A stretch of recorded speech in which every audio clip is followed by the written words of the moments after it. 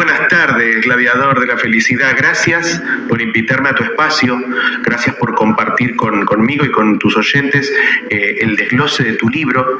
Y bueno, en este nuevo episodio 2, me gustaría hacerte un par de preguntas, ¿sí? Ante todo, ¿cuál es el título de este nuevo episodio? Bueno, el segundo, buenas tardes, Jere. Muchas gracias por estar conmigo y compartir, porque siempre es bueno compartir un amor de ágape, un amor de amistad. El título del segundo episodio es El sentido metafísico del olvido. Si bien este título coincide o da la casualidad que coincide con el número del capítulo de mi libro, es necesario, ante todo, hacer una pequeña introducción con respecto a este tema del sentido metafísico del olvido. Pareciera ser que temas tan,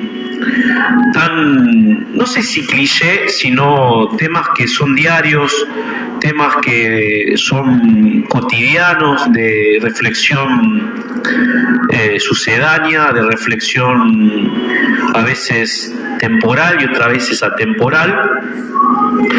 Es necesario ubicar el concepto de felicidad, entre comillas, siempre jugando con esa trama de la tragedia griega como a Nietzsche le gusta, pero independientemente de lo que pueda entretejerse con ese juego y la palabra felicidad entre comillas, voy a empezar este segundo capítulo con una frase de un autor inglés, amigo de Tolkien, que se llamaba Lewis, y decía: el dolor de ahora es parte de la felicidad de entonces. Yo me pregunto, ¿la felicidad de entonces fue parte del dolor? Bueno, esto no es de propia autoría, sino que indudablemente que para poder hacer la tesis en un primer momento y después el libro, yo me guié de la doctora Virginia Cano.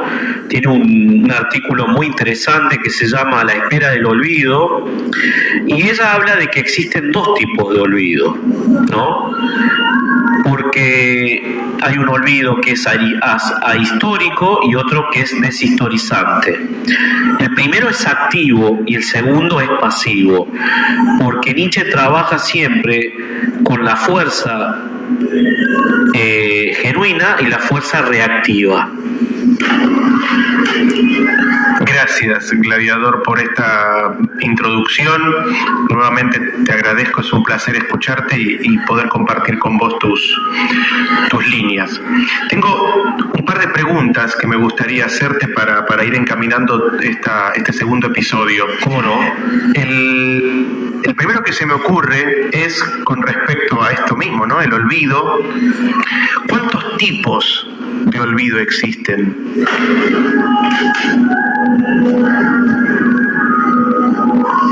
Existen, como te lo mencioné hace instantes, dos tipos de olvido: el olvido activo y el olvido pasivo, es decir, ahistórico o deshistorizante, porque responden de alguna manera a la fuerza genuina, cuando Nietzsche habla de la vida como fuerza, o a la fuerza reactiva, ¿no? Muchas veces a Nietzsche se lo critica por ese ofuscamiento o esa oscuridad, si se puede decir de alguna manera. Yo no lo llamaría oscuridad, lo llamaría sombras, luces y sombras de las respuestas que son consideradas reactivas. Y si bien también Nietzsche comulga con otros autores cuando se habla del tema del olvido, y también sería la siguiente pregunta, te la respondí ya: activo y pasivo, ahistórico y deshistorizante, sería ¿por qué es metafísico el sentido?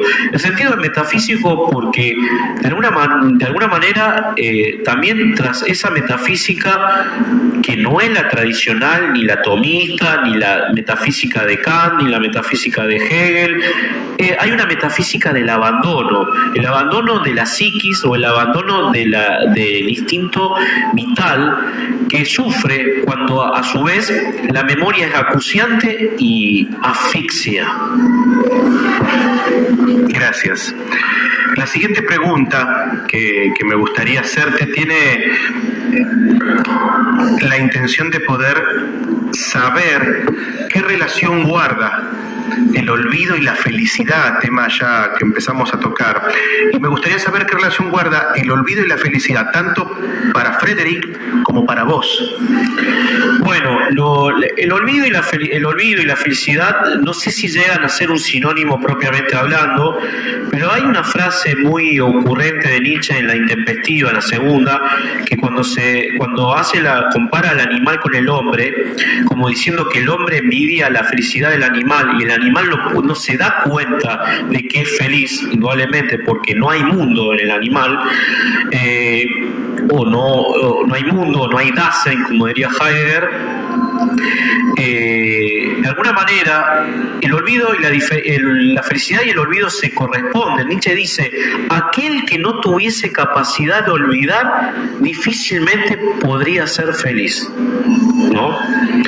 Así que de alguna manera es interesante ver que tanto la felicidad para el olvido ahistórico como para el olvido deshistorizante, para el olvido ahistórico es como la actividad del poeta, del artista, al crear, actualiza ese instante, esa atmósfera, como diría Nietzsche, para que no sea una petrificación de la historia de parte de la memoria. Gracias. Por supuesto me van quedando más preguntas para hacerte, que las vamos a ir completando episodio tras episodio. Sin embargo, en este episodio me gustaría preguntarte con respecto a la felicidad, el aquí y ahora. El aquí y ahora, ¿siempre es felicidad? Bueno, justamente pareciera que nos hubiésemos puesto de acuerdo. Yo cuando empecé cité a Lewis, amigo de Tolkien. Hay una película muy linda para aquellos, de alguna manera, yo empezaría por el libro, pero la película es muy buena, se llama Tierra de Sombras, del año 1993, actúa Anthony Hopkins, y Anthony Hopkins personifica a Lewis. Lewis dice: el dolor de ahora es parte de la felicidad de entonces.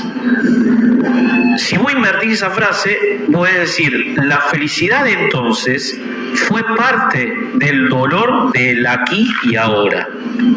Yo creo que en ese juego del instante, tan tocado por muchos filósofos, sean neoplatónicos, aristotélicos o el mismo San Agustín, en sus confesiones, él habla de la atención, ¿no? De ese momento de atención.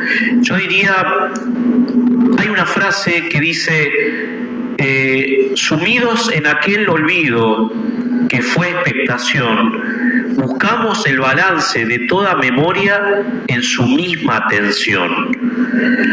Porque el aquí ahora de toda felicidad se nutre de ese amor fati que dice Nietzsche, y que es muy cuidadoso y muy auspicioso cuando Federico Nietzsche dice: amarás tu destino porque es tu vida. He aquí el instante. Gracias, Gladiador. Yo siempre agradecido por estas reuniones. Y me decías que tus libros ya se habían agotado en la primera tirada, que estás sacando una segunda, pero sin duda que la gente que lo quiere se puede comunicar con vos. ¿Sabes que descubrí que quedan algunos pocos libros, más que nada en librerías de Corriente, en la librería norte de La Cera, una muy linda librería? No obstante, ¿se pueden comunicar por este medio para poder conseguirlo? Simplemente también está en Amazon, pero bueno, ahí va a salir un poquito salado. Va a salir la segunda tirada. Y antes de finalizar, quisiera leer un poco justamente para concretar tocar el tema del sentido metafísico del olvido. Yo hablé de un olvido activo, ahistórico, un olvido deshistorizante, pasivo, y en el libro va a haber como un juego, como al estilo Milán Kundera, con su obra La risa y el olvido, que si bien es una novela, no es un ensayo, el olvido ahí trasunta la historia, el mundo, la política y la vida del hombre, ¿no? Entonces, para ya darle el broche de oro, voy a leer un fragmento de este capítulo, de este episodio, y acá empezaremos. Y dice: por lo tanto, no ha de resultar ajena aquella observación médica y propia de la psicología clínica de este filósofo desenmascarador, sería Nietzsche. Desde el mismo momento que hace alusión a un cuerpo enfermo o disminuido, porque eso es justamente una fisonomía de aquella raíz vetusta y de su idiosincrasia descendente, la del hombre débil. Un nuevo carácter solo puede doblegar esa mentalidad de la diferencia.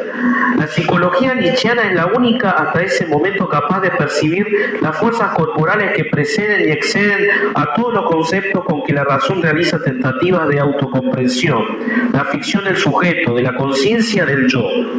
Frente a las disminuciones de la realidad, al apartarla de su cauce de evidencias nítidas que propician los sentidos y el sentido común de las metáforas intuitivas, se compromete la verdadera ontología de aquellas experiencias vitales. Por eso es curioso y revelador que una genealogía de la moral también contenga espejismos propios de una psicología del sacerdote.